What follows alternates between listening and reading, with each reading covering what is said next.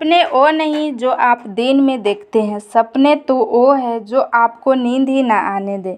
बारिश के दौरान पक्षी छत का तलाश करते हैं, लेकिन बाज बादलों के ऊपर उड़कर बारिश को ही टाल देता है।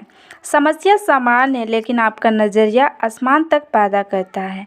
ये कुछ लाइन लिखी थी भारत के एकमात्र वैज्ञानिक राष्ट्रपति डॉक्टर APJ अब्दुल कलाम ने। आपकी आज की इस वीडियो में मैं आपको कलाम सर की कुछ ऐसे किस्से सुनाने वाली हूँ जिसे सुनकर दोस्त तेरे सोचने का नज़रिया बदल जाएगा और तुम अपने अंदर एक नई एनर्जी फील करोगे। दोस्त, तुम्हें पता है कलाम सर ने शादी क्यों नहीं की? उसका सिर्फ एक रीज़न था, और वो रीज़न था उन्हें सबसे ज़्यादा अपने काम से प्यार था। दोस्तों, तुम्हें जानकर हैरानी होगी, जिस दिन कलाम सर का सगाई थी उस दिन भी वो काम में इतने बिजी थे कि अपनी सगाई तक भूल गए और उस दिन वो शादी ना करने का फैसला कर लिया। उन्होंने एक इंटरव्यू में कहा, इंसान शादी और बच्चे अपनी सेल्फ रिलेशन के लिए करता है और मैं सेल्फिश नहीं होना चाहता। मैं अपनी पूरी ज़िंदगी अपने देश को समर्पित करना चाहता हूँ। दोस्तों, बात है 10 अगस्त 1979 की। 19 साल की मेहनत, 23 मीटर लंबा SLV-3 रॉकेट 17 टन के वजन लेके 7:58 में आसमान में उड़ गया। ये रॉकेट 4 स्टेज में था। ये रॉकेट सिर्फ रॉकेट नहीं था, ये सपना था उन तमाम लोगों का जो इस प्रोजेक्ट में शामिल थे, और इस प्रोजेक्ट के डायरेक्टर थे डॉक्टर कलाम सर। और रॉकेट पहली स्टेज तो पार कर गया, लेकिन दूसरी स्टेज में जाने के बाद काम करना बंद कर दिया, और 317 सेकेंड के बाद कलाम सर और उनके तमाम लोगों का सपना कचरा बन के श्रीहरिकोटा से 508 किलोमीटर दूर समुद्र में जा गिरा। दोस्त, क्या हालत हुई होगी उस वक्त कलाम सर और उन बाकी साथियों की, जब उन्हें 19 साल की मेहनत और उनका सपना कुछ ही सेकेंड में समुद्र में कचरा बन के बिखर गया। कलाम सर कहते थे, उस वक्त अंदर से मैं इतना टूट गया था कि मैं बिस्तर में जाकर घुस गया और मेरी आंखों से आंसू बहने लगे। लेकिन दोस्तों, कलाम सर हार मानने वालों में से नहीं थे। वो कहते थे, पहाड़ की चोटी से उतरने से पहाड़ चढ़ने का तजुर्बा नहीं मिलता। ज़िंदगी पहाड़ की चढ़ानों में मिलती है, चोटी पर नहीं।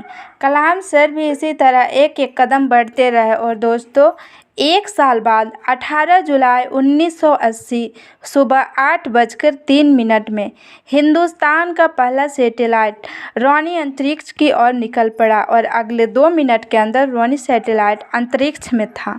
कलाम सर ने बताया कि उन्होंने उस दिन ज़िंदगी के सबसे अहम पल जिए, क्योंकि उस दिन उनकी 20 साल की मेहनत अंतरिक्ष में थी। दोस्तों, उस दिन हमारा देश उन चंद मुल्कों में शामिल हो गया जिसके पास सैटेलाइट लॉन्च करने की ताकत थी। ये सब कुछ हो पाया एक इंसान की मेहनत, उनकी नेवर गिव अप एटीट्यूड की बदौलत। दोस्त, जब कलाम सर को राष्ट्रपति चुना गया तो उनका स्वागत जोरों शोरों से किया गया। राष्ट्रपति भवन को बहुत ही सुंदर तरीके से सजाया गया, लेकिन ये बहुत कम लोग जानते हैं कि जब कलाम सर वहाँ पहुँचे तो बस 2 सूटकेस लेके वहाँ पहुँचे। एक सूटकेस में कपड़े और दूसरे सूटकेस में किताबें। इसे कहते हैं किताबों से प्यार।